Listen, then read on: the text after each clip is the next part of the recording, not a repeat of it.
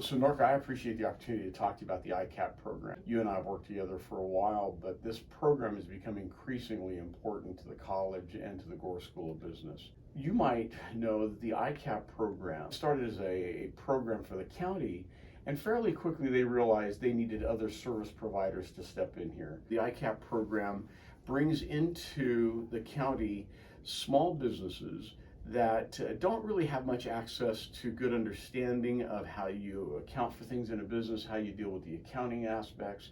And so we have community partners such as the LGBTQ Chamber and the Black Chamber and Swazo Business Center, Salam, that help us identify companies in the marketplace that need the kind of help that we can provide in this program, and they'll let us match students to the companies where our students who've been nicely trained can go out and help affect some of the solutions for these companies that they need to.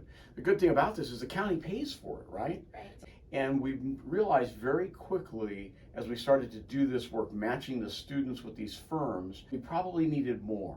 And that's where we then brought you in. Tell me about your inclusion in this and why you thought the EICAP program was important enough for you to spend some of your time participating in. Before this, Anya Rose was a coordinator in this program. I talked to her about it and she explained to me how beneficial and great this program is for small businesses, especially because you get to see them grow and you get to see how something that comes from a passion starts into this great business idea. A lot of times people have these business ideas, but they don't know how to make it produce well. With us and giving opportunities to students, we get a chance to help them grow and also continue their passion. And when I heard that, immediately I was like, I want to do that too. As I got included, I started talking and meeting with some clients. And what I do is I'll meet with them as a first call and see like what are their needs. Once we've established what they need from us and what we can offer them, we assign them a student. So when you talk about that first call that you make as a coordinator, you have a student that is shadowing you on that call, and then you will make an assignment to maybe that student or maybe another. Is that right? Yes. So they get to meet the student through these calls, and it really helps them because students sometimes have more ideas when they talk to them. How important was it to you that the firms that we're dealing with are largely either minority owned or they're serving underrepresented communities as you took on this responsibility? This is kind of personal to me because I came here from a different country.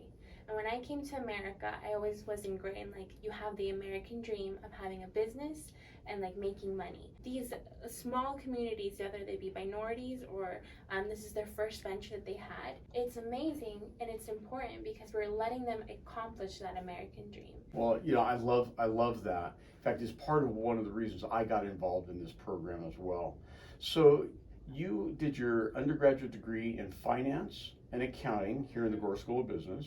I think you went on to the University of Utah to earn your master's in accounting, and now you're an associate with KPMG, right? Correct. So this isn't your day job. You're coordinating this kind of in additional hours, and I find that the students that are working with you have kind of a similar story. They're not only participating in the program because it's doing some work, although some of them use it as an internship, but it's because they want to give back or reach out or help. Some of them come from underrepresented households as well. Right. So as you're thinking about the students, what piece of information would you want the students to know that are working in this program to help guide them in giving the best outcomes they can for our clients? When I was in my undergraduate program, I really wanted an internship experience that made me be really involved with the clients. This program has that opportunity. They're actually learning about like how did they come up with this idea. Yeah, and I love that.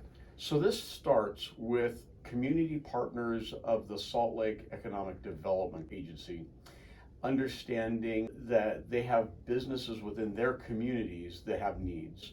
They'll refer it then into the EICAP program with the county that's run by Brooke Shanklin, and she reports to Jevin Gibbons, who is the Economic Development Coordinator for the county. She'll then receive that referral. She'll then turn and pass it to us through you, right? Right.